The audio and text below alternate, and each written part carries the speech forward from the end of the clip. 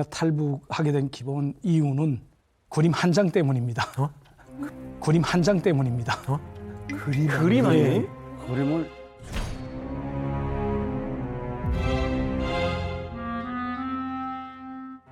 이건 뭡니까? 이렇게 이 선조나 한 장 때문에 김종훈의 금고지기로 알려진 저의 장인어른과 그리고 장모 그리고 또 저희 어머니가 아직 북한에 살아 계시거든요. 예, 그래서 이분들한테 무슨 폐가 끼치지 않을까라는 그런 두려움과 걱정 때문에 지금까지 언론에 자주 노출이 되지 않았던 그런 상태였습니다. 그럼에도 불구하고 용기를 내신 이유는 뭘까요? 우리가 왜 김정은 정권을 등지고 대한민국에 오게 되었는지 또 우리가 점점 지금 미쳐가고 있는 저 김정은 정권의 실상에 대해서 세상 사람들에게 좀 알려야 되겠다 그런 자각을 가지고 이만갑에 나오게 됐습니다. 오늘 너무 환영합니다. 대한민국 정부에서 한동안 비밀로 기밀 다루듯이 철저히 비공개로 붙였습니다. 맞아요. 왜냐하면 그만큼 대한민국 정부에서도 쉬쉬했고 북한의 가족들도 계시기 때문에 맞아요. 굉장히 고위급이었기 때문에 맞아요. 아마 성주 씨가 당연히 모를 겁니다. 백두혈통의 금고지기 그리고 금고지기의 사위라는 이 정말 무시무시한 이 북한 내부 안 사정을 아시는 분입니다. 사실 전 세계 외신도 굉장히 주목했었죠. 전 세계에서도 되게 조명을 많이 했어요. 근데 그분이 오셨다 했을 때 저는 과연 이분이 왜 오셨을까 한국에? 엄청나게 큰 무슨 실수를 하셨나? 저는 그게 되게 궁금했어요. 왜냐하면 왜 오셨을까? 사실 저희도 가장 궁금한 지점이 바로 그 이유거든요. 왜냐하면 이제 그냥 특권층도 아니고 이 정도면 이제 초특공증이라고 볼 수 있는 북한의 최상부에 있는 인물이 이제 남한을 찾았다. 그렇죠. 어떤 이유 때문이냐? 이게 가장 또 초반에 궁금한 질문이 될 것 같은데. 제가 탈북하게 된 기본 이유는 그림 한 장 때문입니다. 그림 한 장 때문입니다. 그림 아니에요? 그림을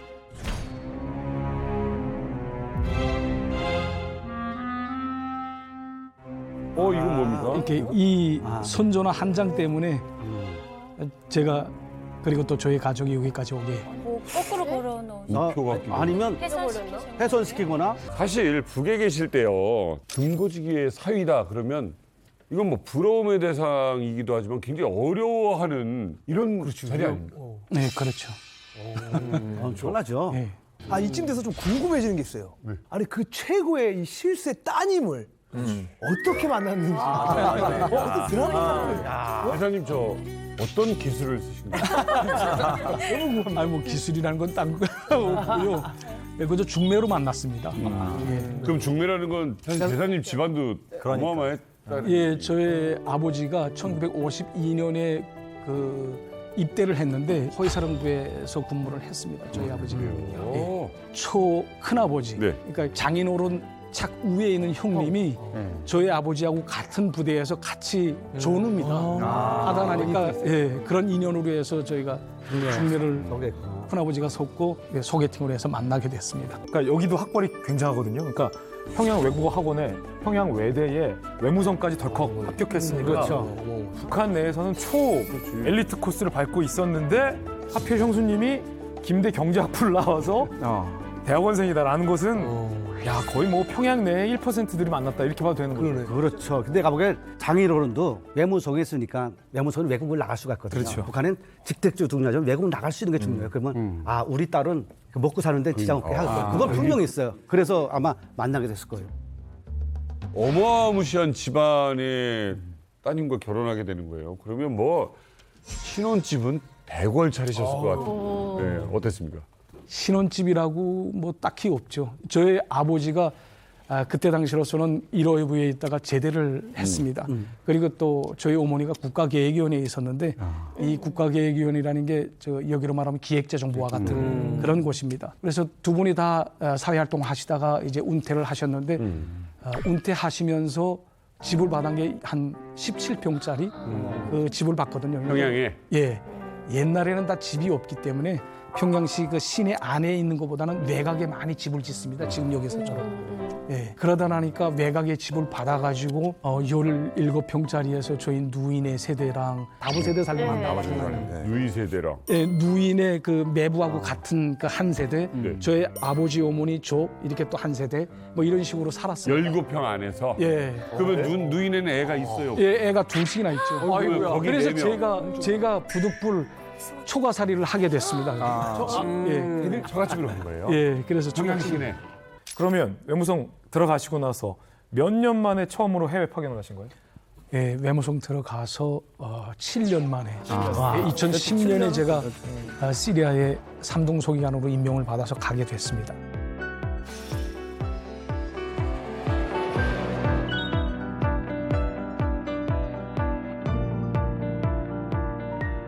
거기가 이제 좋은 게 뭐냐면 일단 거기는 족선 관계가 없습니다. 그러니까 족선 관계가 없다는 건 한국 대사관이 없다는 말이에요. 예. 시리아, 그렇지. 시리아라는 건 내전. 내전보다도 그 수교가 안 돼요. 예, 수교가 미수교국의 유일하게 지금 시리아 하나입니다. 유엔 가입국 중에서는 지금 예, 시리아 하나 딱 있습니다. 위험해서 저희 교민들도 사실은 거의 예, 그러니까 시리아에서 이제 가게 되면 우선 안전 대표가 없습니다. 거기는. 예, 그럴 필요가 없으니까. 그러니까 아무래도 조금 자유롭다고 할까? 그래서 편하겠네요. 예, 상당히 뭐 인터넷도 하고 싶으면 하고 검색을 뭘 해보셨습니까? 맨 처음. 김종일이라고 쳤습니다. 김정일에 대해서 어떤 뉴스들과 자료들이 있는지 그걸 이제 보고 나셨다. 예, 그렇습니다. 그리고 저희가 아무래도 인터넷을 접한다는 그 자체가 북한에서는 할 수 없는 일이 아닙니까? 그러니까 해외에 나오면서 가장 흥미로웠던 점부터 하나하나 인터넷을 통해서 서치를 하는 겁니다. 그러면 자 김정일이라고 검색을 했습니다. 뭐가 나오던가요? 우선 1942년으로 뜨더라고요, 생일이. 근데 저희 장인이 1941년생이거든요. 근데 저희 장인하고 같은 나이가 동년배입니다. 그런데 42년으로 뜨더라고요. 많이 들어왔네. 그래서 이것도 조금 좀 다르나? 뭐 이런 식으로 이렇게 보다가 더 흥미로웠던 거는 저희는 그 어릴 때부터 백두미령 고향집에서 탄생했다는 것을 예, 그렇게 배우고 그렇게 믿고 있었어요 그때까지. 외교관. 당연히 그렇게 믿고 있죠. 종교인데. 네. 그래서 채 보니까 아니 뭐 백두미령 고향집이 아니고 저기 러시아 국동 지역에 있는 그쪽에서 태어났다고 써 있더라고요. 그러니까 완전히 이게 멘붕이 오는 겁니다. 알고 있던 그 고향 전부터. 이게 완전히 처음부터 완전히 다르지 않습니까? 김정일이라는 세 글자를 침으로써 출생의 비밀로 들어가 버린 거예요. 그러니까 42년 백두산 미령 출생이 아니고 사실은 1년 전인 1941년 소련군 대위였던 김일성의 근거지였던 브야츠크 병영에서 태어난 유라를 만나게 된 거죠. 진실을 접했을 때 기분은 무엇으로 그 뒤통수를 한 대 맞았다는 그런 기분. 그럴 것 같아요. 예. 예. 그럴 것 같아요. 야, 이런 것까지 다 속여내는. 그러니까 제가 진짜 승상했던, 숭배했던 그 김씨 일가가 우리들 이렇게 걸려 먹어. 종교가 깨진 예, 뭐 이런 그 느낌이라고 할까? 네. 예, 그런 느낌이 확 드는 거죠. 배신감, 분노, 뭐 이런 거. 이게 단순한 어떤 배신감을 떠나서 한 인간이 평생을 살아온 그 인생 전체를 다 흔들어 버린 거잖아요, 사실은. 그때 심정이 이거 나 북한을 떠나고 싶다. 외국에 나와 있는 상황이니까 뭐 그런 또 생각이 드셨던 건 아닐까요? 또 뭐 이거 그 탈북과 관련된 문제는 또 다른 문제입니다. 왜냐하면 제가 이제 만약 이거 하나로. 탈북을 하겠다라고 결심을 하게 되면 제가 뭐 유년 시절, 뭐 청춘 시절, 뭐 이런 걸 다 제가 북한에서 이거 다 묻고 살지 않았습니까? 그 뿌리를 거기서 묻고 이때까지 쭉 자라왔는데 그걸 다 부정하고 그럼. 그리고 또 저희 일가 친척들, 부모님들 뭐 이런 걸 다 버리고 제가 아무 이유 없이 탈북을 한다는 건 그건 조금 좀 이과는 조금 거리가 멀는 그럼. 거고 그리고 또 뭐 실제 탈북을 한다고 해서 뭐 제가 뭐가 나와요? 내 운명이 뭐 달라진다 뭐 어떻게 된다 이런 보장도 없고. 보장도 없지 않습니까 사실 말해서 예를 들자면 이제 물은 점점 온도가 올라가는데 아직 끓지는 예, 못하는 맞습니다. 방아쇠는 아직 당겨지지 않는 상황. 최근에 TV를 또 보다가 제가 배우 김남주 씨가 나오는 그런 드라마가 최근에 나오더라고요. 예, 제가 보고 얼마나 놀랐는지 모릅니다. 한쪽으로 얼굴 보면서 막 반가운 생각이 들더라고요. 왜요? 어떤 사람? 그때 그 제 최애 드라마가 농쿨체 굴러온 당신. 기억나. 그때 김남주 씨가 그 주역을 맡았어요. 맞아요. 아니 그거 우리나라에서 굉장히 큰 히트했거든요. 시청률 엄청나게 나와서 그걸 시리아 예, 시리아에서 사모님하고 예, 뭐 한 부 그 매일 연재되지 않습니까? 그 시간이 언제쯤 또 돌아오나 하고 계속 기다려지는 거예요. 아니 그 드라마에 어떤 점이 좋으셨어요? 뭐라고 할까? 이렇게 북한하고는 조금 다른. 솔직히 무슨 주체 사상이요, 뭐 당에 충실해야 된다, 뭐 김씨 일가에 충실해야 된다, 밥 먹으면서 그런 소리는 안 하지 않습니까? 예, 맞아요. 그러니까 밥 먹으면서 그래도 티격태격하는 그런 사람 사는 그런 냄새가 나는 그런 드라마가 우리한테 와닿는 거죠. 아기는 너무 어릴 때라 뭐 방송을 잘 몰라.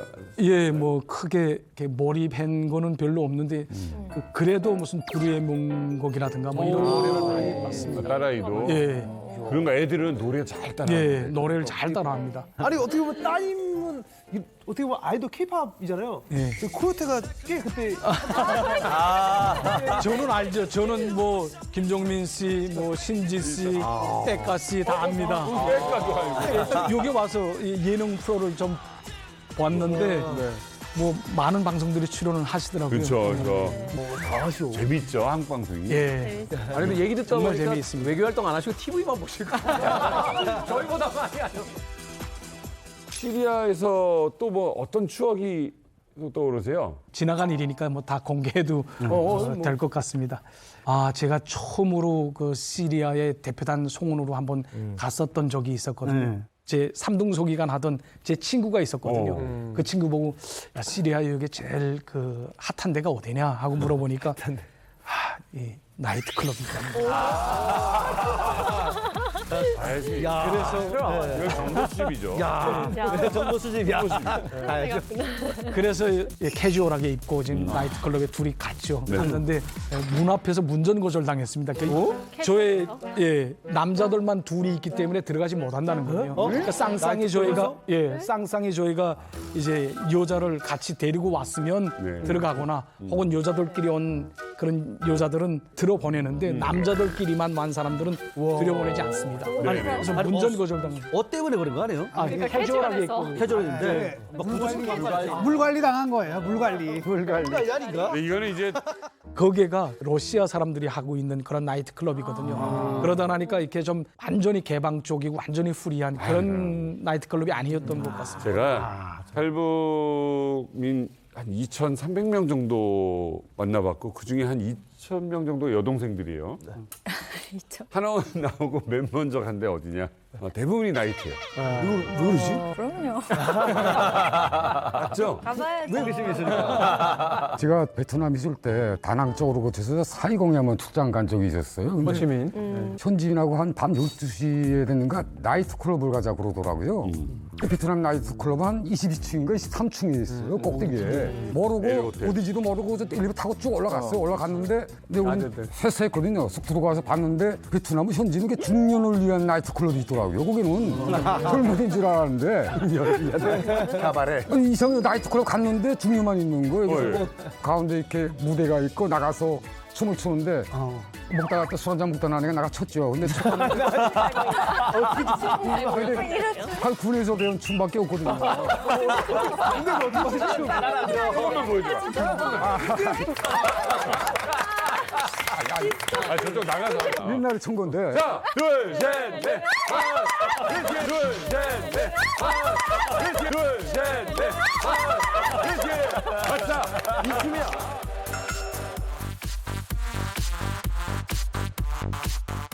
이거는요. 이거거든. 나가자 뭐 이런 식으로 쳤죠 뭐. 잘 추세요. 근데 엄청 잘 추세요. 되게 잘 추세요 춤을. 근데 뭐 반응이 좋더라고요 거기서. 자, 일단 시리아에 오셨어요. 근데 이제 시리아 앞서 이야기한 것처럼 이제 유엔 가입국 중에서는 이제 우리나라하고 수교가 안 된 유일한 나라로 지금 그러네. 존재를 하고 있습니다. 그 이야기는 뭐냐면 이제 북한하고 친하다는 거잖아요. 이 김정은이가 지난달인가요? 그 시리아 기념일 날 뭐 직접 이제 그 축전을 보내기도 할 만큼 아주 밀접한 관계로 알고 있습니다. 군사 무기 밀거래에 대한 이야기 혹은 뭐 지원에 대한 이야기가 꾸준히 나오고 있거든요. 이게 사실인가요?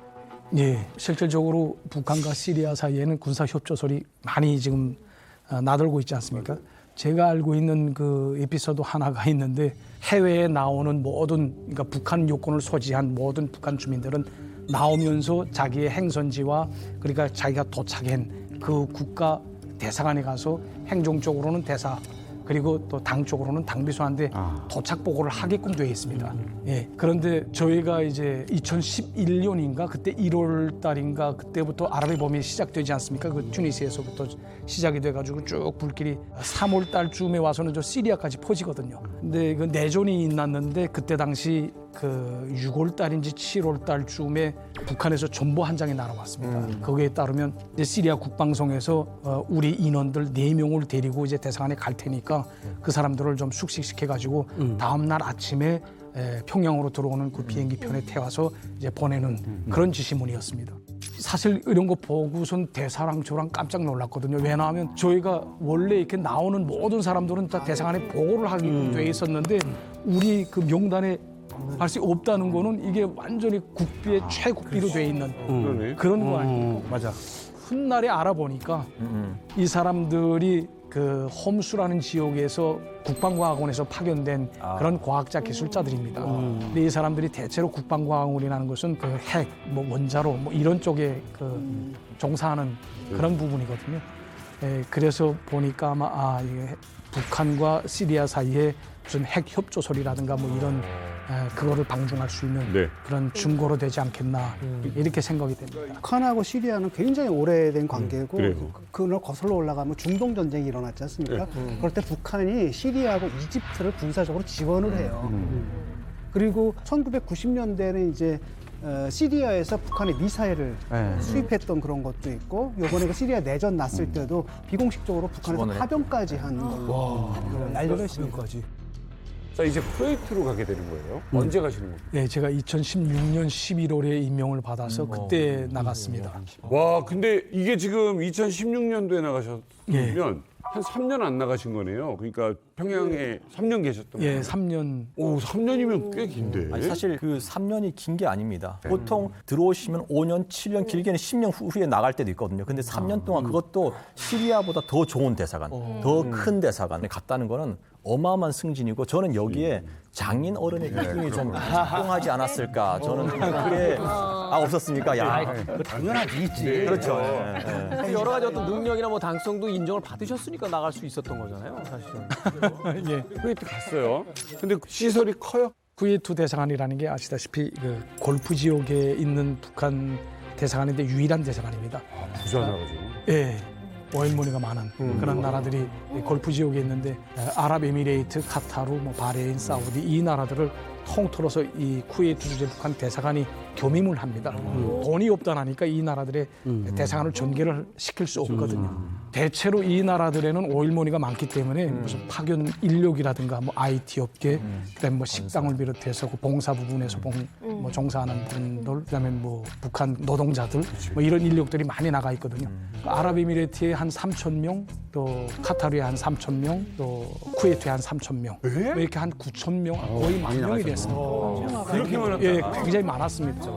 그래서 쿠웨이트 주재 북한 대사관의 그 인원이 굉장히 많았습니다. 한 10명 정도가 됐었거든요. 상당한 편. 예, 그 한 달에 5만 불 정도의 그 월세를 냈으니까 임대료가 굉장히 컸습니다. 그러니까 4층짜리 건물에 뭐 지하 차고까지 있고 굉장히 컸습니다. 아니, 돈 어려운 북한인데 어떻게? 그때까지만 해도 2016년, 17년 전까지만 해도 그래도 뭐 그럭저럭 해외 인력들이 나가 있는 그런 인력들이 벌어서 바치는 그런 돈이 좀 있었거든요. 근데 한국 대사관이 거기 있죠. 네, 한국 대사관이 있습니다. 쿠웨이트하고 한국 관계는 아주 돈독한 관계라고 알고 있습니다. 어떻게 보면 이 한국 대사관이 좀 있으니까 어떻게 보면 시리아에 비해서 좀 감시가 좀 셌죠. 예, 그리고 거기에 아까 그 10명이 있는 데다가 거긴 대사관의 안전대표가 또 따로 있고 그 다음에 거기에 그 건설회사들이 한 8개 회사가 있었거든요. 쿠웨이트에만. 북한. 예. 그러니까 거기 보위원들이 또 8명이 나가 있습니다. 못 산다.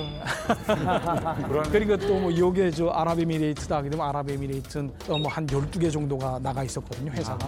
12명이 또 나가 있고. 그러니까 북한 회사가 있는 그 회사마다 보위원이 한 명씩 무조건 다 있습니다. 그러니까 이거잖아요. 우리나라에서 외교관이 됐건 아니면 건설하는 어떤 기업이 됐건 가면 안전관리관이 간다든가. 이 사람들의 뭐 식생활을 도와주는 분이 간다든가. 이게 아니라 이 내부 감시하는 분이 간다는 거예요. 참 할 일 없어. 체제에 대한 체제를 유지하자니까 그 동향도 장악하고 얘가 뛸 것 같다라고 생각하게 되면 절에 애당초 저야 발을 꺾어가지고 또 이제 쭉 데려가고. 데려가고. 좋은 분위기였는데 이 분위기가 갑자기 이제 반전되는 어떤 계기가 있었다고요? 예, 뭐 그때가 2017년인 것 같습니다. 2017년 2월인가 그때 김종남 피살 사건이 났거든요. 정말 큰 사건. 김종남 피살 사건이 있은 이후부터 약간의 그 조금 좀 찬 기운이 쭉 돌기 시작했습니다. 이러겠죠. 전 세계가 뒤집어지는 예, 거잖아요. 와.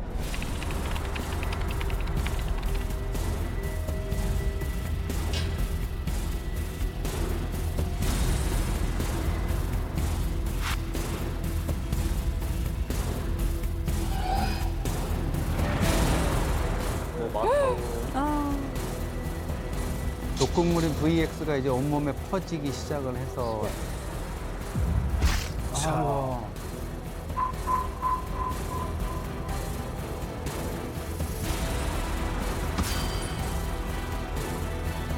Do you are working for company 몰래카메라. funny video?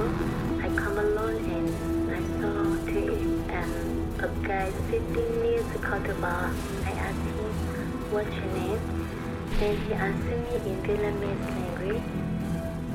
Call me Mr. Wei.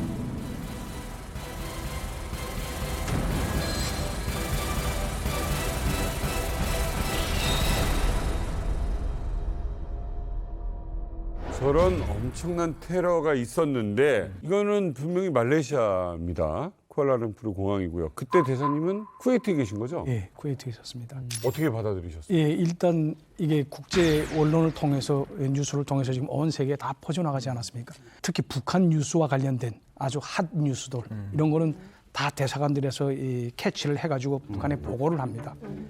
근데 이게 아무래도 김종남 그 피살 사건이다 하니까 이거를 쭉 캐치를 해가지고 북한에 보고를 했는데 3일이 지난 후에 전보 하나가 날아오는데 그 전보가 뭐냐면 대사 친전입니다.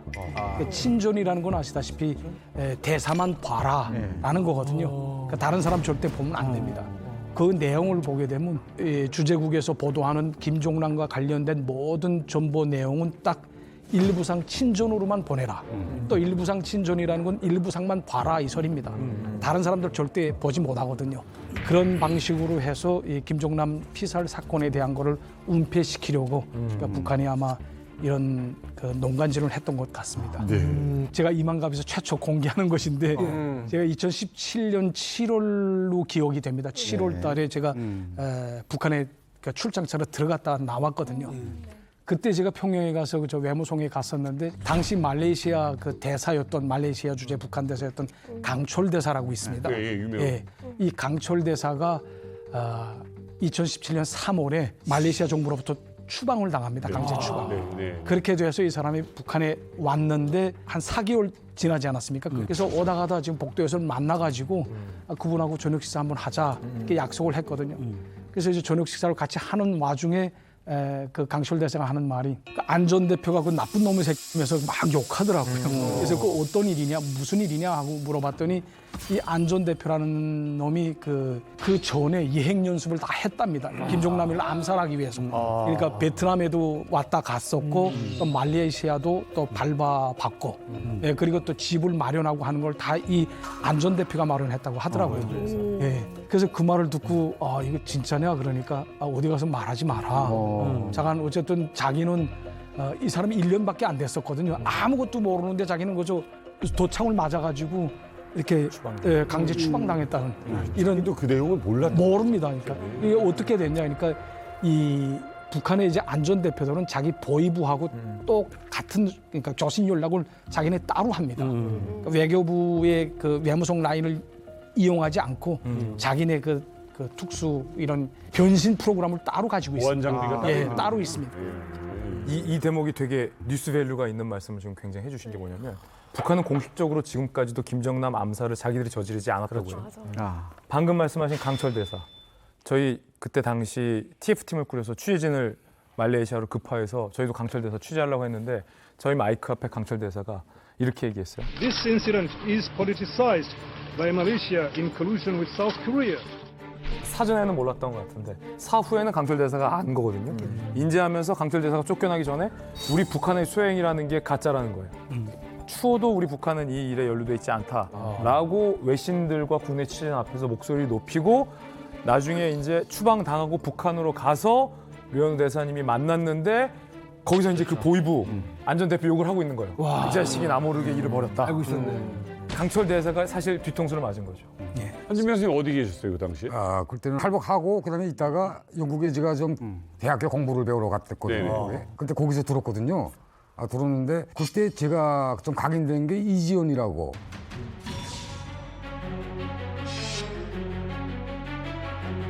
그게 베트남 소개를 했거든요. 베트남어에서 1인자예요, 북한에서. 그 사람만큼 잘하는 사람이 없거든요. 근데 가가오게 된 거는 원래는 베트남 대사관에서 국가안전보위성에 의해서 잡혀간 거로 돼 있거든요. 한국 드라마를 봤기 때문에 야는 1년 만에 잡아갔는데 우리가 소식 듣기는 2022년도 김일성이 백돌 때 대사령으로 나왔는데 이게 다 꿈인 거예요. 그때 보니까. 그다음에 후에 내가 베트남에 있는데 국가대표단으로 또 들어온 거예요. 근데 이게 과거를 보냈던 사람이 해외에 못 나오거든요, 원칙적으로. 근데 이게 아까 대사대리님이 말씀하신 것처럼 대사관에 보고를 안 하고 없어진 거예요. 4명이 지금 들어와서. 그다음에 행방을 모르는 거예요, 우리가 다. 모르는데 그래서 우리는 설마 뭐 이런 작전이 있을지 모르니까 나왔다 갔겠지 뭐 이런 식으로 생각하고 있었는데 후에 알고 보니까 이게 잡아간 것부터 시작해서 대사관에가 베트남에 다시 들어와서 행적으로 없어지고 이런 게 몽땅 다 이게 그전부터 작전인 거예요. 우리만 모르고 있었지. 치밀하게 했네요. 사실 이게 사건이 발생한 지 상당한 시간이 흘렀지만은 지금도 이제 영상을 보면 뭐 섬찟한 느낌이 들 정도로 이런 상황인데 당시에 북한 공작원들 또 북한 대사관 대사를 비롯한 이런 움직임 또 거기에 동원됐던 베트남 여성들 뭐 이런 증언들이라든가 그 공판 내용을 보면 김정은 북한의 지령에 의한 게 뭐 너무나도 명명백백하죠. 그런데 이제 여러 가지 상황이나 이런 것 때문에 외교 관계나 이런 것 때문에 이제 말레이시아 당국도 적절한 선에서 절충을 하는 바람에 지금 사건은 이제 좀 뜨뜻미지근하게 그냥 종결이 돼 있는 상태인데 여러 가지 그 이후에도 나오는 진술들 뭐 핵심적인 관계자들이 많기 때문에 그런 것들이 이제 좀 명명백백하게 드러날 수밖에 없는 상황이고 오늘 유 대사님께서 말씀해 주신 부분도 그 하나의 그 파편이다 이렇게 볼 수 있습니다. 권력을 위해서 뭐 이복형뿐만 아니라 고모부도 살해하고 이런 공권적인 왕조의 실체 이런 것들이 그대로 드러나는 그런 상황이다 이렇게 볼 수가 있죠. 야 이거 참 기가 막힌 건데 지금 그 당시 이제 쿠웨이트에 있었어요. 근데 아무리 어쩌고저쩌고 해봤자 세계 뉴스 다 보고 계신데. 그렇죠. 아 이거 기분이 너무 착잡했을 거. 네, 대체로 이 김일성이하고 김종일이는 그래도 자기 종족들을 물론 잔인하게 숙청을 했지만 자기 형제까지 다치진 않았거든요. 실제. 예. 근데 이 김정은이는 뭐 할아버지 아버지를 더 능가해서 더 잔인하고 더 사악한 그런 독재자로 둔갑을 한 거죠. 자기 핏줄을 죽인다는 게 일반 사람으로 그 상상이 되지 않는 거 아닙니까? 맞아요. 아니 그 순간에 그 소식을 딱 접했을 때 이건 우리 북한에서 한 거다 이런 느낌이었습니까? 아니면은 이게 미제의 책략일 수 있냐? 아니 그 김종남이라는 그 사람을 죽일 만한 아무런 이유가 없지 않습니까? 미국이나 한국이 그 사람과 무슨 뭐 인과관계가 있다고 그 사람을 죽입니까? 이게 인과관계가 있다는 건 오직 북한밖에 없거든요. 그러니까 냄새나는 사람 바로 알았죠. 제 생각은 그저 두 가지로 한번 유추를 해봤습니다. 하나는 김종남이 그때 뭐 자꾸 낭설을 하면서 김정은이 어쩌고 저쩌고 북한 체제에 대한 거를 헐뜯으면서 계속 그 언론에 노출을 하고 다녔거든요. 그게 첫 번째고 두 번째로 당시 북한이 정말 막 나갔죠. 그때 핵 미사일 실험 계속 2016, 17년도 2년에 걸쳐서 정말 5번에 걸치는 그런 대북제재 교리안까지 작동이 되지 않았습니까? 그때. 그러니까 질주를 할 때 김정은이 나름대로 두려웠던 게 혹시 중국이 또 뭐 김정은을 김종남이로 갈아치울 수도 있지 않습니까? 백두혈통이라는 그 혈통만 있으면 되니까. 사실 외교관이라는 게 그렇잖아요. 이 나라 대표로 지금 와서 또 사람들 만나고 외교를 하고 있어야 되는데 지금 내 이미지, 우리 국가 이미지가 내 이미지랑 같이 뭐 그런 회의감이 정말 크죠. 그리고 맞아. 또 암살하는 국가가 세상에 어디 있습니까? 테러죠. 그리고 또 테러 아닙니까? 그리고 이제 남의 나라에서 이게 자주권을 침해하는 거거든요. 다른 나라의 자주권을. 예, 말레이시아 그 자주권을 침해하는 거로 되어 있기 때문에 외교상 이런 게 있을 수 없는 일입니다. 전례를 넘어선 거죠. 예, 이건 도를 넘어선 겁니다. 국가대표 축구 경기만 하나 봐도 우리 선수들이 잘 뛰다가 우리가 보기에도 좀 심한 반칙 같은 걸 하면 그 순간 우리도 약간 미안해지고 낯이 뜨거워지는데 이건 그 정도 수준의 일이 아니잖아요. 그렇죠. 근데 대사님께서 이제 쿠웨이트 가신 지 반년 정도밖에 안 됐을 때인데 이런 일이 벌어졌단 말이에요. 근데 이게 이제 끝이 아닌 이게 이제 시작점이 됐다 하는 이야기를 하셨었거든요. 예, 그 김종남 피살 사건이 그 예고편이라고 할까? 그 다음에 또 차례로 계속 그 사건들이 연이어 일어납니다.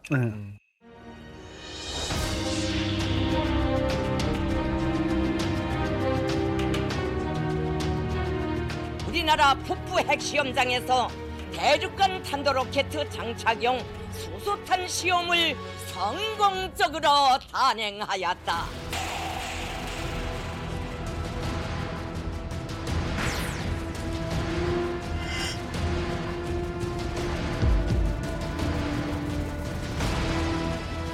We will have no choice but to totally destroy North Korea. Rocket Man is on a suicide mission for himself and for his regime.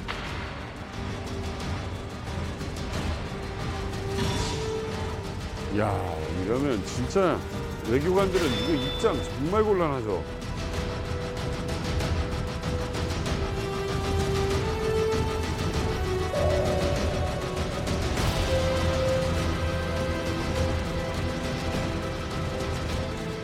와.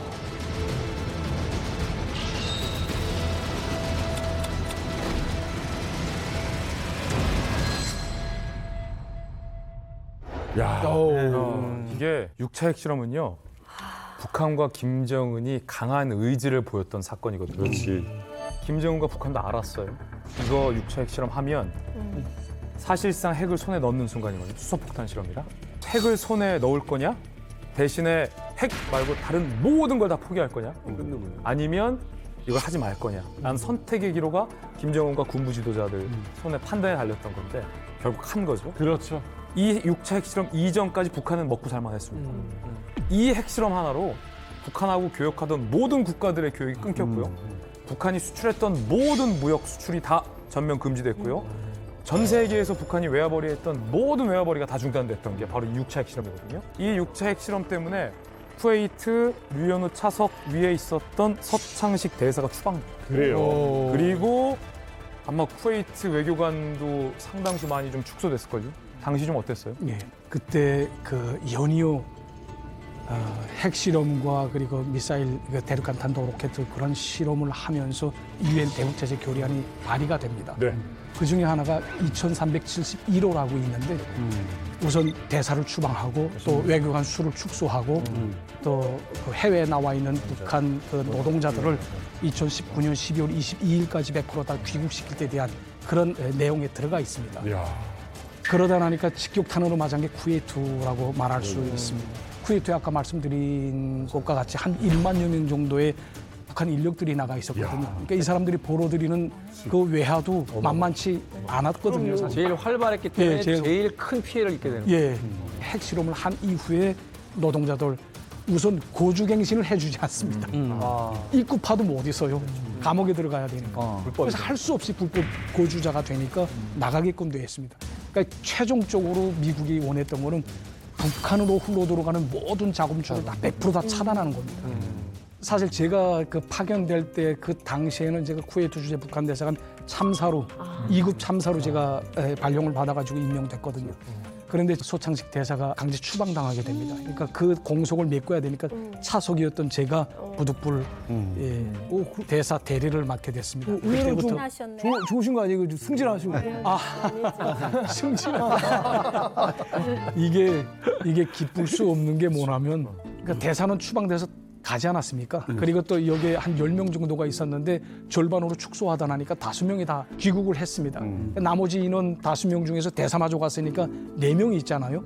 그러니까 이 4명에서 쿠웨이트 아랍에미레이트, 카타르에 전개되어 있는 1만여 명의 북한 인력들을 100% 다 귀국시키는 데서 사고가 나지 않도록끔 그렇게 하는 대열 관리 문제도 있고, 그다음에 더욱이 중요한 거는 이 사람들이 받지 못한 그런 미수금 문제도 또 있단 말이죠. 그러니까 쿠웨이트 정부에 또 항의를 해가지고 이 돈을 받는 그런 작업도 조금 했습니다.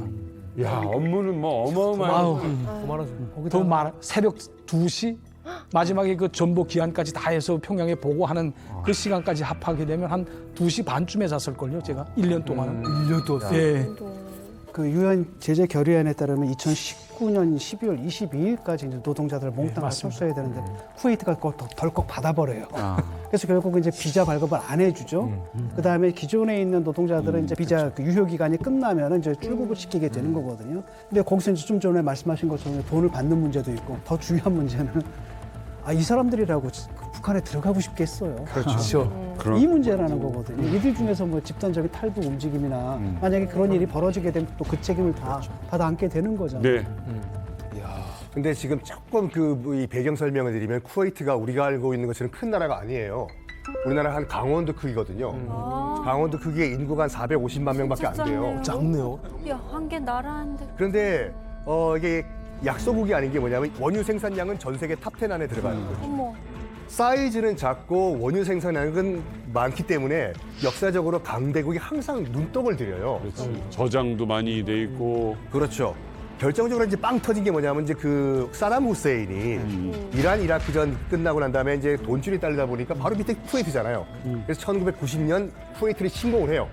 그걸 보고 있던 당시 아버지 조지 부시 행정부가 방 빼라고, 방 안 빼면 작살내겠다. 사담 후세인은 너희 베트남전 끝난 지 25년밖에 안 되거든요. 제2의 베트남전 또 한번 치르시려고 이게 되거든요. 맞아요. 근데 아버지 조지 부시는 치고 들어가요. 이른바 91년도의 걸프전이었어요. 맞아요. 쿠웨이트 입장에서 봤을 때는 일단 그때 90년도에 그 쿠웨이트 침공 때 나라가 한번 싹 갈려요. 그래서 재건을 해야 되잖아요.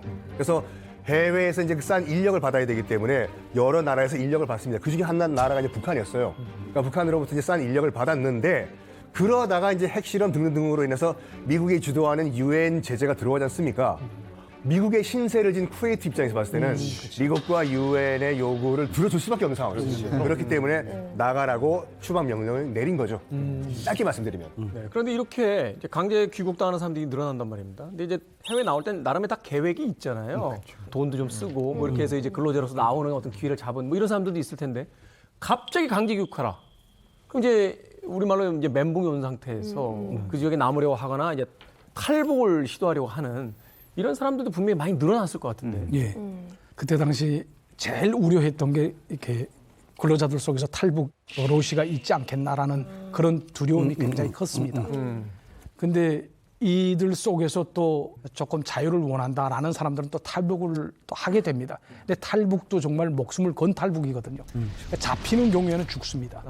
그러니까 이 한 개 회사에 한 명의 보위원이 나가 있다고 하지 않았습니까? 그러니까 한 8개 회사가 나가 있으니까 쿠웨이트만 한 8명, 9명 정도가 됩니다. 이 사람들이 탈북하는 사람들을 잡아가지고 이 생다리를 꽂고요. 이 생다리를 꽂고요. 찍습니다. 정강이. 예, 정강이, 그러니까 인대가 다 부러져 나가요. 꽂고져 나가요. 그렇게 하고 여기다 깁스를 합니다. 예. 도망가지 못하게. 그리고 또 여기다 뭘 어떻게 하냐면 그 디아라고 수면제가 있어요. 항히스타민제라고. 이걸 먹이게 되면 이렇게 반정신 쭉 그러니까 딸딸한 기분에 이렇게 수면제이기 때문에 맑질 않거든요. 가자는 대로 따라갑니다. 그래서 호송 인원이 이제 쭉 데리고 가서 베이징까지 호송을 하거든요. 그 다음부터는 베이징까지 가게 되면 다 된 거니까 열차 태워서 들여보내는 그런 식으로 했었습니다. 진짜 사람이 그래요? 그러면 안 되는 거죠. 기부스한 사람 어지요. 예, 기부스 한 사람은 이게 저희가 비행장에 나갑니다. 그러니까 나가서 이렇게 발에다 주고 하거든요. 이렇게 나가게 되면 기부스 한 사람이 그 보이부 성원들 두 명에서 호송을 하거든요. 쭉 데리고. 그게 사실은 지금 현대 사회에서 벌어질 수 있는 일이냐고요. 이게 사실은 우리가 예전에 어떤 미국 역사 보면 미국의 흑인 노예들이 도망을 갔을 때 농장주들이 하던 짓들이잖아요. 사실은 발목을 뭐 도끼로 자른다든지 뭐 이런 식으로 했던, 이게 지금 이게 말이 됩니까? 사람이 할 짓이면 어때죠? 그렇죠. 네, 그리고 중세기에서나 있을 만한 그런 일인데 아직도 이 지구상에 그런 행위가 벌어진다는 것 자체가 망신이죠. 그러니까 왜 이렇게 된다? 이게 말이 됩니까? 이게 어쨌든 간에 국제적으로 이제 왕따가 되는 거예요. 북한이. 예. 좀 곤란하셨을 거예요. 정말 곤란하죠. 예, 정말 곤란합니다. 이로 형언할 수 없습니다. 왕따국의 대사 이거 지금 어떻게 해요? 저희가 2017년에 구구절 날에만은 그 국경절 행사를 좀 크게 하거든요. 그래서 뭐 오송 호텔도 무슨 좀 예약을 하고 없는 주제에 그 나라에서. 예. 없는 예, 그래서 그 리셉션을 하려고 하게 되면 돈이 필요하지 않습니까? 호텔일 거 아니에요? 예, 근데 이게 북한에서 주는 거는 대체로 한 사람당 1.5유로. 그러니까 우리 돈으로 한 2,000원 정도밖에 안 돼요. 그러니까 이건 우리 김밥도 뭐, 예, 김밥 한 줄도 못 사 먹는, 예, 그런 건데 그 예산이 그만큼 나옵니다. 그 정도로. 그러니까 이거 가지고는 아무것도 할 수 없죠. 행사. 호텔 리셉션 하러. 예.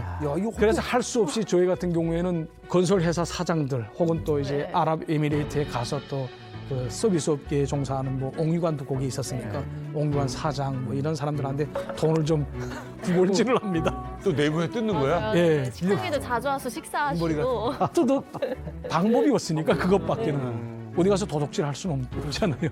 하다 나니까 그 사람들한테 가서 좀 비력질을 해가지고 협찬을 했어. 예. 그래서 돈을 그 달래거든요. 그래가지고 그 이제 한 200명 정도를 이제 예약을 하게 되면 거의 한 2만 불 정도가 나옵니다. 2,300만 원. 뭐. 예, 그 정도가 나오는데 6차 핵실험이 9월 3일에 진행됐습니다. 저희가 행사를 9월 6일에 했거든요. 예, 그러니까 3일 뒤에 했습니다. 그러니까 연애를 하려고 하게 되면 이렇게 깃발 이거 지금 쭉 있는 것처럼 들어오는 입구에 이 깃발을 인공기하고 이제 그 쿠웨이트 깃발 두 개를 이제 놓거든요. 그리고 대사하고 대사 부인이 같이 서서 들어오는 그 그런 게스트들을 맞이하면서 다 인사를 합니다. 그럼요. 지금 한참 1시간 동안 기다리는데 단 한 명도 오지 않습니다. 1시간 동안 기다리는데 단 한 명도 오지 않습니다. 한 명도 안 하죠. 초대했는데 그러니까 하나라도 안 하죠. 반항의 표시죠 이게. 직원도 안 보냈어요. 직원 원래 외교 관례에 따르면 대사가 와야 되는 게 원래 관례인데 불만족한 일이 있다라고 생각을 하게 되면 그보다 굽수를 좀 떨고요. 떨고 가지고 어쨌든 보내거든요. 근데 애당초 오지 않았다는 거는 뭐 하물며 신성국이라고 자처하는 중국, 러시아, 쿠바도 오지 않았습니다. 시리아도 오지 않았고. 돈 빌려서 그렇게 해놨는데. 외교관 생활 최고의 위기이셨겠네. 여기서 다 쪽팔린다라는 말 쓰잖아요. 그러니까 저는 쥐구멍에도 어디 들어갈 데가 없어서 정말 창피했거든요. 그 창피라는 건 정말 이렇게 형언할 수 아니 없어요. 그쪽에서는 그냥 뭐 영혼들을 부른 거야. 무슨 이벤트인가 이게. 대사인가? 영혼들을 부른 건가 했겠는데 아니 그날은 그렇다 치고 다른 행사에 또 가셔야 되잖아요. 예, 뭐 제가 이제 다른 리셉션 같은데 또 가거든요. 그러니까 다른 나라에서 또 초청하는 그런 행사에도 제가 참가하는데 저희가 갈 때는 이게 초상휘장이라고 하는 배지를 달는 이렇게 크다만 그 왕따발처럼 생긴 게 있어요. 알아요, 큰 거. 예, 많은 거 김일성, 김정일이 있는 거. 크게 있고. 예, 이걸 공식 행사장에는 꼭 모시고 가야 된다고 그렇게 얘기를 합니다, 북한에서는. 그러다 나니까 이걸 달고 지금 갔는데 이것만 보게 되면 쭉 같이 모였던 사람들이 쭉 보고 쭉 얘기하다가 한 사람 한 사람 피합니다. 저 혼자 남게 되고. 야, 이건 그야말로 왕따. 마음고생이. 왕따. 하기 싫었겠어요, 진짜. 그래서 제가 말씀드린 게 그 집 외교관 하기가 정말 힘들다. 너 얼마나 민망했겠습니까? 근데 문제가 있어. 보는데 했어. 음식은 또 몇 인분 준비했어? 200명. 4명에서 200명을 그러니까 이 200명 뭐 그렇다고 이거 뭐 북한의 입장에서 놓고 보기에는 정말 만나고 귀한 음식들 아닙니까? 뭐 눈에 보지도 못했던 그런 음식. 그러니까 이 돈 낸 회사들 좀 있잖아요. 저희한테 협찬했던 그런 회사들이 있으니까 그 회사들한테 이렇게 쭉 돌아다니면서 이렇게 음식을 좀 나누어 줍니다. 그리고 나머지는 저희 그 외교관들이 그 세대별로 있으니까 그것도 나눠준단 말이죠. 그러니까 저희 같은 경우에는 그 한 2개월 정도 먹었던 생각이 2개월 정도 먹었던 생각이 2달을 예, 2달을 계속 먹었는데 그게 뭐 국동에 였다가 뭐 해동시켰다 국동시켰다 해동시켰다 하면서 안 돼. 국동 기자. 야 아파요. 배 아프고 배 아파. 냉동한 거 해동하면 다시 먹으면 안 돼요. 네, 해동. 근데 뭐 옥화겠습니까? 옥화가 먹어야지 그걸 아깝게 모르겠습니다. 지나도 먹어야 돼요. 와 이거 진짜 협찬받은 2개월을. 아니 근데 이게 단순한 음식의 문제만 아닐 것 같아요. 왜냐하면 냉동실에서 그 음식이 나오는 그 순간순간마다 그날의 모멸감이나 자존심 상함이 계속해서 떠오를 거 아니에요. 더군다나 먹기 싫은 음식을 계속 먹으면서 그날의 기억은 계속 곱씹게 되고 여기서 이제 정말 여쭤봐야 될 질문이 있는 것 같아요. 앞서 얘기했듯이 이제 선전화 사건, 방아쇠가 당겨지는 순간이 옵니다. 제가 탈북하게 된 기본 이유는 그림 한 장 때문입니다. 그림 한 장? 그때 당시 그 아무래도 대북 제재가 좀 전 방위적이고 또 초강도적으로 들어왔으니까 북한에서 이 돈이 계속 줄기 시작하는데 건물을 좀 작은 곳으로 이사를 하게 됩니다. 그래서 2만 불짜리로 또 이사를 하거든요. 돈이 없으니까 결과적으로. 김종일이 그 초상이 있는 그 선전화를 제가 그 이사하던 과정에 없어집니다. 없어집니다. 분실을 했다. 예, 분실을 했습니다. 좀 이게 큽니다. 진짜 그림으로 그린 거예요? 아니, 이게 프린트예요? 프린트 형식으로 인쇄물입니다. 이게. 프린트 없어졌다고? 아니 그럴 수 있죠. 또 다시 받으면 이제 하면 안 돼. 그런데 이게 김종일이 초상이 들어가 있지 않습니까? 그걸 목숨 바쳐 지켜야 그 되는데. 누가 이삿짐에서 뺐는지 뭔지 모르겠지만 그건 모르겠지만은 장난없었는데 그게 없어졌습니다. 아무리 그래도 이 선전을 하나 때문에 이게 목숨이 왔다 갔다 한다는 게 말이 되는 건가? 그거가 무슨 어떤 지시나 뭐 이런 그냥 구두로 이렇게 된 게 아니라 경전, 바이블처럼 돼 있는 게 북한에 있어요. 당의 유일적 영도 체계 항내 10대 원칙.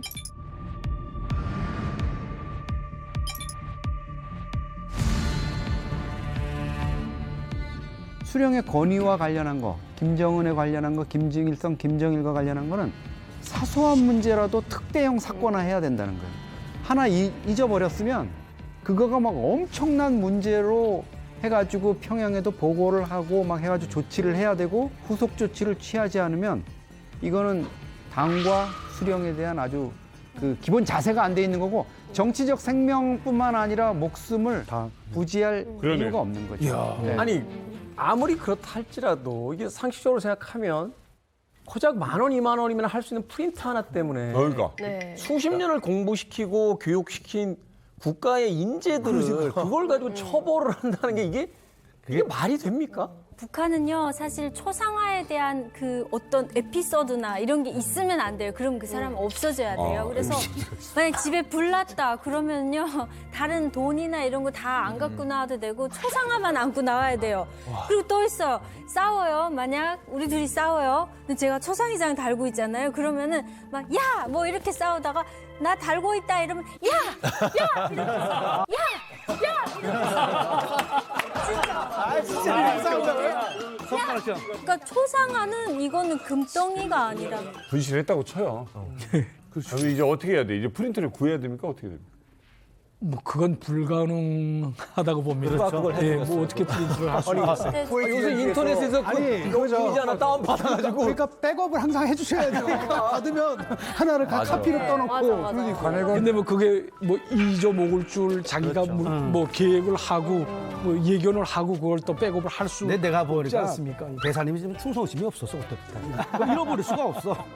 초상하든 뭐든 소가가는 처리 절차가 있어요. 외무성 대사관 내부 지침서에 이런 걸 몽땅 이제 빨간 통 있잖아요. 그래 요거 가지고 북한 노동당 선전부로 가야 되는 거예요. 그게 초상하다 비행기 타고 가서 해당 그거 국에 소각하려고 거기까지 비행기를 태운다고요? 그럼 당위원회에 바치요. 외무성 당위원회에 바치면 당위원회에서 그걸 가지고 북한 노동당 선전부에 가게 되면 거기다 소각하는 따로 처리하는 노동당 일꾼이 있어요. 거기까지 가야 되는 거예요. 신성한 이게. 거예요? 그러니까 쿠웨이트에 저희가 마음대로 소각을 못합니다. 못하는 소각을. 이거를 평양으로 무조건 딱 종중에 모셔서 그 외무성 초급당위원회에 바치고 외무성 초급당위원회에서는 또 중앙당 선전선동부에 바쳐가지고 아까처럼 책임 있는 그런 일꾼이 나와서 이거를 소각을 합니다. 사람은 다리를 부러뜨려서 태우고 얘는 종이장 하나는 이렇게 뭐 신주 모시듯 해가지고 비행기 타고 같이 가고.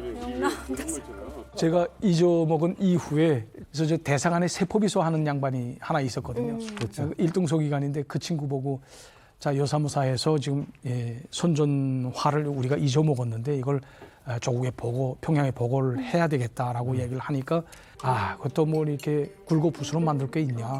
우리끼리만 알고 있는데 우리끼리만 알고 덮어버리자. 분위기도 안 좋으니까. 예, 그래서 2년 동안 보고를 하지 않았습니다. 그럼 이제 잊혀진 예, 거예요? 잊혀진 건데 이제 2019년에 그 사람이 이제 북한으로 이제 다 만기를 마치고 들어갔는데 황생물을 이제 빼야 되지 않습니까? 그래서 조직부 그 당생활 지도과에 가서 하나하나 이렇게 생활 총괄을 합니다. 찔렀네. 그 과정에 이 사람도 선전선동부에 가서 보니까 우리가 그저 덮어버리면 그만일 것이라고 생각했던 그 선전물이 하나하나 초상화, 뭐 선전화, 무슨 뭐 유화 작품까지도 다 100% 다 이 등록물로 다 기재되어 있어요. 그러니까 그 사람이 이걸 보고 그다음에 휘가고 돌아간 겁니다. 아니, 그러다가 내가 죽겠구나라고 생각을 하고 그다음에 저한테 모든 걸 다 뒤집어 씌운 거죠. 그렇지. 당연하지. 나도 그랬을 거예요. 아니, 이거 가족을 지키기 위해서. 그럼 사전에 전일춘 30호실 실장 사이라고 미리 말씀을 해놔요. 그것도 못 살려요. 그건 안 먹어요. 장성택이도 죽고 뭐 김정남이도 죽는 판인데 무슨 전일춘이 쌓이다고 해서 안 죽겠고. 맞아. 북한은 김일성, 김정은에 대해서만은 절대 양보 안 해요. 왜냐면 한 사람 양보하기 시작하면 무너지거든요, 이 시스템 자체가. 거기에 대해서는 그건 누구 가족이라도 양보를 안 해요. 아니 믿었던 동료와 배신한 것에서도 굉장히 큰 충격을 받으셨겠지만 그걸 어떻게 알게 되셨어요? 저희 집사람이 이제 2019년 2, 3월 달 경에 저희 장인어른이 심근경색이 와서 수술을 했거든요. 그래서 이제 2019년 2월인가 그때 은퇴를 하셨는데 은퇴를 하게 되면 시외, 이 외곽에 아파트를 많이 짓기 때문에 외곽으로 이사를 갑니다. 그래서 아버지가 또 심근경색으로 수술을 했다지 또 이사도 했다지 하니까 집사람이 지금 평양에 들어갔던 찰나인데 아마 저희 친구들을 통해서 여기저기서 들려오는 아마 말을 귀동냥에서 들은 것 같아요. 예. 그리고 나와서 저한테 문책을 하더라고요. 이런 일이 있었나? 그래서 사실 제가 2년 동안 이걸 가족들한테 일절 비밀로 하시고요? 비밀로 하고 우리 집사람한테도 말을 안 했었거든요. 근데 중요한 거는 유현우 대사께서 그나마 목숨을 부지하고 지금 대한민국의 가족과 함께 와서 이 자리에 있을 수 있는 거는 제가 보기엔 사모님의 정보력이 아니었으면 그렇죠. 그 사람이 그렇게 불었다 먼저 믿었던 사람이 이거를 이 전일춘의 딸 정도 되는 김일성 대 경제학과 이런 네트워크가 있으니까 고위층 자제가 있으니까 누가 검찰 조사에서 뭐라고 불었대 하는 걸 알 수 있지. 우리도 사실 누가 검찰 조사 갔는데 거기 가서 검사한테 이런 얘기했대 하는 거 알 수 있는 사람이 누가 있겠습니까? 북한 체제에서 더더구나. 그거를 알아서 캐치를 했다는 것도 대단한 거죠. 그러면 사모님 갔다 와서 당신 이랬어라고 했어요. 네. 자, 이제는 내가 해결해야 되잖아, 이거. 네. 북한에서 전보 한 장이 날아오더라고요. 전보요? 예, 전보가 하나 날아왔는데 그 전보 내용을 직접 가져왔습니다. 내용은 이렇습니다. 쿠웨이트 주재 대사관 대사대리 류현우는 그 전보 내용을 직접 가져왔습니다. 내용은 이렇습니다. 쿠웨이트 주재 대사관 대사대리 류현우는 8 며칠까지 대사관 로비에 있는 유화 작품을 가지고 평양에 들어올 것. 이거 미끼네. 유화 작품. 이게 너무 수상한 거예요. 이유는 근데 황당하잖아. 너무 그러니까. 타이밍이 너무 이상하고 타이밍이 절묘하잖아요. 2년간 잊고 있었어요. 근데 갑자기 평양 들어갔던 아내가 와서 추궁을 하죠. 뭔가 일이 터졌나? 그런데 평양에서 날라온 전보가 로비에 있는 유화 작품을 가지고 들어오래. 그런데 설명은 그랬어요. 유화 작품송에 있는 김정일과 김일성의 인민복을 양복으로 교체해야 되니까 인민복 입고 있는 유화 작품을 갖고 들어오면 양복 입은 새 유화를 들려서 보낼 테니 쿠웨이트 대사관의 로비에 걸면 된다. 대사가 직접 들고 오라. 이 냄새가 너무 나는 거죠. 그러니까 잃어버린 것은 선전하고요. 출판 선전화. 그리고 가지고 들어오라고 요구한 거는 로비에 있는 유화 작품이죠. 다른 거를 다른 겁니다. 왜 다른 걸 가져오라고 했어요? 눈치챌까 봐. 그러니까 이게 뭐 제가 눈치챌까봐 이런 거를 가지고 아니, 들어오라. 선전화를 가지고 들어오라 그러면은 나는 알지. 무조건 나가야겠다. 그렇죠. 맞아. 도망가겠다는 걸 아예 사인을 주는 거니까. 들어가게 되면 뭐 기필코 정치범 수용소로 이제 가는 건 불보듯 명백한 거고 하다 나니까 이제는 탈북을 해야 되겠다라고 결심을 지금 굳혔습니다. 사실 저의 가장 걸림돌로 됐던 것이 뭐예요? 저희 집사람의 마음을 어떻게 움직이는가 하는 것이었거든요. 예, 같이 움직여야 되니까 가족이 함께. 근데 저의 집사람은 아무래도 뭐 그 전일춘 39호 실장 그 딸이기도 하고 또 나름대로 북한에서 뭐 거의 엘리트 코스를 밟았던 그런 또 여성이기도 하니까 탈북한다는 것 자체가 조금 좀 두려운 그런 면도 많습니다. 그런데 저희 집사람이 이 탈북을 해야 되겠다라고 생각하게 된 기본 동기는 장인어른이 집 받은 그 집에 가봤는데 원래 살던 곳은 다 북박이장으로 돼 있어서 이렇게 몸만 들어가면 살 수 있던 그런 곳이었습니다. 나오고 보니까 이불장 옷장 하나도 없는 거예요. 그러니까 옷 골 데도 없는 겁니다. 아니 그 인물인데도? 예, 그 인물인데도 그 옷 골 데가 없어서 벽에다 못을 이렇게 박고 거기다 이렇게 걸어놨다고. 뒤로 돈도 못 뺄 뿐이니까. 그 뭐 저의 장인어른은 정말 그 제털 뽑아 제근홍에 섭는 그런 거시기한 사람이었어요. 그러니까 그 자리에 오래 있었어요. 예, 그러니까 제가 그 자리에 보기에는 그 유현우 대사 처음 오셨을 때 이제 사모님 모시고 같이 이제 식사를 할 기회가 있었는데 그때 얘기를 듣기로는 그 이 전일춘 39호 실장이라는 분이 좋게 얘기하는 주변 머리가 없으신 분이었다. 그러니까 그 정도 자기가 돈을 만지고 권색을 입고 이러면 어디 좀 집도 좀 빼놓고. 엑스트라로 해가지고 사위들 좀 이렇게 살게 그거 하는 거 어렵지 않았을 것 같고 또 사위가 그런 일 했을 때 돈으로 뭐 조직으로 해가지고 야, 그 좀 어떻게 하자 해가지고 하는 것도 안 되면 우리 딸만이라도 살리자. 이혼해. 사위만 험한 꼴 보게 하는. 살아도 같이 살고 죽어도 같이 살아도 같이 살고 죽어도 같이 아니 이런 무슨 사는데 하지만 되게 살벌한 얘기야. 그게 현실적이에요. 북한에서 그런 아버지 입장에서. 그런 현실인데 아버지 그거를 안 하신 거예요. 그러니까 이게 돈이라도 좀 지금 여기 왔으면 어디 해외라도 빼돌려 놨으면 야, 그거 따라. 그 스위스 계좌에 저 있다. 찾아 써라. 그러니까 결국 이 이야기 속에서 핵심은 이거잖아요. 충성을 너무 바쳤기 때문에 오히려 문제를 해결할 수 없는 상황이 되는 거죠. 그리고 또 뭐 그 배급을 타러 그 동배급소에 한번 갔댔다고 하더라고요. 근데 은퇴를 하게 되면 중앙당에서 배급 타던 게 다 잘립니다. 예, 사회배급소로 나오게 되면. 그래서 사회배급소에 나와서 타려고 갔는데 6개월 식량으로 감자 2kg. 그러니까 매 사람별로 감자 2kg씩 준다고 하더라고요.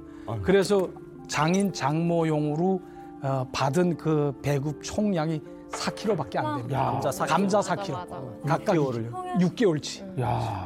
저의 집사람이 그거 받아오면서 풀속 주저앉아가지고 정말 슬퍼서 울었다고 하더라고요. 그러니까 저의 집사람이 움직이게 된 가장 큰 변화라고 볼 수 있었던 거는 그때 갔을 때 자기가 느꼈던 거. 그러니까 야, 이게 우리 아버지가 정말 그 너를 위해서 충성을 다했고 너를 위해서 진짜 거짓하게 뭐 하나에서부터 열까지 100%다 챙겨줬는데 정당에 차려진 거는 정말 시외에 제일 구석에 있는 그 아파트 그리고 뭐 이불장 옷장도 없어서 그러니까요. 저 가지고 갔던 그 돈으로 저희 집사람이 이불장 옷장 다 사드렸다고 하더라고요.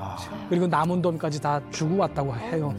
그래서 제가 잘했다 이렇게 얘기를 근데 이제 했거든요. 그러고 들어왔으니 사모님은 얼마나 가슴이 찢어지고. 그죠. 또 그런 얘기 듣고. 그러니까 이게 거기다가 이런 일까지 있대더라라고 하니. 네, 그러니까 집사람도 더 이상 희망이 없다라는 생각으로 이제는 사모님이 아마 거기서 이제 부모님 보시고 야, 부모님도 저렇게 몰락해 가는데 들어가면 남편까지 잃겠구나라는 생각. 결심을 하시게 된 계기네요. 근데 그때 당시로서는 또 초눈이라고 할까 그 대사관을 또 한 번 이사를 했습니다. 그러니까 또 돈이 없다나니까 또 큰 사이즈에서 또 작은 사이즈로 또 이사하라고 또 지시가 내려왔어요. 이사를 해야 되는 거니까 그러니까 자연스럽게 캐리어에다 그 입는 옷까지도 이렇게 좀 요가지고 전날 저녁에 그 차에다 미리 캐리어 3개를 넣어놨죠. 생겨 넣어놓고 그다음에 어떻게 되는 거예요? 다음 날 아침에 저희 그 딸내미를 깨워가지고 학교 가자 뭐 이렇게 해가지고 학교에 왔다 갔다 하는 걸 제가 픽업을 해줬거든요. 아침 시간에. 그래서 뭐 대사관 나오는 것도 다른 사람들이 크게 웃음을 사지 않았습니다. 그래서 나와가지고 우리 그 집사람 뒤에 앉아 있고 또 저희 딸이 또 뒤에 앉아서 제가 앞에서 운전을 하고 얼마나 신경이 쓰셨어요. 그 빠져나갈 때 그 잡히면 죽잖아요 어쨌든. 뭐 내가 또 다리가 부러질지 어떻게 합니까? 키부스 신세가 될지. 그 자리에서 그걸 또 모르니까 차를 몰고 또 공항으로 갔습니다. 공항으로? 아니 아이가 학교 가는 길이 아니잖아요. 예, 아는데 그 가면서 제가 그 후사경을 보니까 애가 지금 다른 길로 가니까 우아해서 엄마한테 쳐다보는 거예요. 그러니까 엄마가 자세한 내용은 말 안 해주고 여사무사에서 우리가 탈북을 할 수밖에 없다. 그러니까 이제 눈칫밥 먹는 애들이기 때문에 보고 채끄덕 부모들 얼굴 보고 다 알거든요. 그 가서 구체적으로 얘기해 주마라고 얘기를 하고 그다음엔 탈북을 했습니다. 그것 좀 여쭤볼게요. 예. 이제 공항에 도착했어요. 심장은 요동칠 테고 우리 아이 여기 있고 손 잡고 이거 어떡합니까? 이게 진짜 심장은 뭐 그건 뭐 더 말할 수가 없죠. 그때 그 찹찹했던 제 생각 그리고 제가 한국으로 온다고 해서 무슨 제가 뭐 꽃길만 고를 거라는 그런 아무런 담보도 없지 않습니까? 네. 사실상. 네. 예, 그리고 또 뭐 제가 어떻게 먹고 살아갈지 그런 문제도 많이 생각이 되는 거고 또 더군다나 제가 그 장인, 장모 그리고 저희 어머니 두고 오신 그런 그 노부모님들이 북한에 있지 않습니까? 그러다 나니까 그런 생각도 또 많이 해요. 그리고 더욱이 또 이게 내가 50년 동안 내가 충성을 다했는데 대가가 이 종이장 한 장 때문에 내 인생을 완전히 바꿔놓는다는 게 그게 말이 됩니까, 솔직히? 그러니까 그때 비행기 타고 오면서 그때까지만 해도 이 김정은에 대한 이 정권에 대한 정말 그 울분 그런 분노 이거밖에 더 없었습니다. 직원들한테 메시지를 못 남기셨겠네요. 메시지 남긴 거는 제가 사실 이렇게 올 때 보게 되면 뭐 대사관에서 뭐 얼마 훔치고 갔다 무슨 돈 들고 뗐다 뭐 이런 소리가 많이 있지 않습니까? 그렇게 해야죠. 뭐 거기서는 그렇게 하거든요. 근데 이게 사람이 제일 치사한 거 아닙니까? 무슨 돈을 가지고 뗐다 하게 되면 그게 얼마나 목치를 하는 거예요. 갖다 놔 지금 자존심이 상해 있는데 거기에다가 또 뭐 가지고 갈 돈이라도 있습니까, 솔직히? 가지고 갈 돈이라도 있습니까, 솔직히? 여기서 또 옮겨, 저기서 옮겨, 또 마지막에 제일 싼 곳으로 계속 옮기는 판인데, 근데 그게 남았던 돈이 한 5만 불이 있었습니다. 근데 이거 앞으로 그 5개월 동안은 그래도 살아갈 수 있는 돈이잖아요. 그러니까 제 양심상 또 가지고 갈 수도 없는 거고, 또 이 사람들을 위해서. 그래서 제가 하나하나 썼거든요. 뭐 5만 불이 남았고, 집세는 언제까지 물었고, 뭐 어떻게 전기세 뭐 이런 걸 다 했다는 거 하고서 재정 총화 같은 거를 정확히 해주고 남은 돈이 이거다. 그리고 미안하다. 메시지 남기셨네요. 예, 그렇게 남기고 왔습니다. 처음에 이제 정권에 대한 분노가 컸다라면 이제 비행기를 타고 날아올랐을 때 그 가족들의 어떤 반응, 또 한국에 이제 내려서 정착 후에 또 남겨진 이제 가족들에 대한 생각도 굉장히 많이 들었을 것 같은데. 우선 저의 그 딸내미 보고 한국에 도착한 이후에 한국에 와서 무엇이 제일 좋더냐라고 물어본 적이 있습니다. 뭐래요? 그러니까 우리 딸이 하는 소리가 제일 처음으로 머리를 마음껏 기를 수 있어서 좋다고 하더라고요. 그러니까 애들이니까 계속 북한에서는 이 단발머리, 이거 아동단은 군순이 머리라고 하거든요. 군순이 뭐 파마해도 되고 뭐 염색해도 지금은 머리가 한 여기까지 오고 있습니다. 가장 기본적인 자유잖아요. 가장 기본적인 자유입니다. 제가 말씀드리고 안 되는구나. 그다음에 두 번째로는 인터넷을 이렇게 마음 조이면서 쓰는 게 아니라 이제는 프리하게 완전히 오픈해가지고 마음껏 쓸 수 있다는 이게 좋다고 하더라고요. 근데 이게 가만 보게 되면 다 최종적으로는 자유라는 그런 단어에 집착이 되잖아요. 자유를 만끽하고 있다라는데 저도 부모 된 심정으로서 잘 왔다라는 생각을 가지고 있습니다. 그리고 저의 집사람이 여기에 와서 느끼는 게 뭐냐면 여자들은 대체로 이렇게 더운 물, 찬물 나오는 거 상당히 제일 먼저 와닿지 않습니까? 특히나 설거지 할 때. 그때 더운 물로 이렇게 쭉 설거지하고 따뜻한 물 쓰니까 참 좋다라고. 아니 뜨거운 물 잘 나오는 것만 생각해도 북에 있는 가족들 생각. 최근에는 그 1월 달에 굉장히 춥지 않았어요. 맞아요. 정말 추운 적이 있었는데 집사람이 이 창 밖을 내다보다가 울더라고요. 아유 말한 뭐해. 참 그랬습니다. 가족 생각이시죠. 아버님 생각나죠? 제가 여기 와서 아직 추석이라든가 뭐 이럴 때 아버지 어머니가 아직 돌아가시지 않았는지 모르지 않습니까? 저희 어머니도 87이거든요. 근데 아마 살아 계실 거라고 믿고 있습니다. 그런데 어머니가 아직 그 살아 있는지 없는지 그걸 잘 모르는 상황에서 저희가 다른 탈북자들, 그 탈북민들 집에 가보게 되면 그 제상 차리는 사람들도 있더라고요. 근데 저는 그러지도 못하겠더라고요. 아직 뭐 사망했다는 걸 모르는데 제가 이렇게 그러면 안 되지. 안 되죠. 아, 이게 그 딸아이가 한번 영화를 보다가 그런 말을 하더라고요. 엄마한테 엄마는 엄마가 보고 싶지 않아? 라는 말을 하더라고요. 그래서 집사람이 가만히 있는데 난 엄마 없으면 죽을 것 같은데 라는 말을 하더라고요. 그 말에 저도 막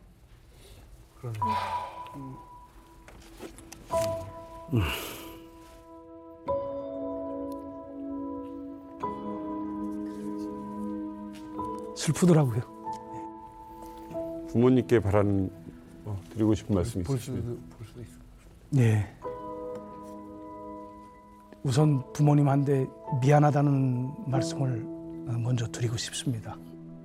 그리고 장인 장모님 그리고 어머님 알리지도 못하고 여기 와서 대단히 미안하고 죄송합니다. 그런데 통일이 되는 그날까지 제발 살아계셨으면 좋겠습니다.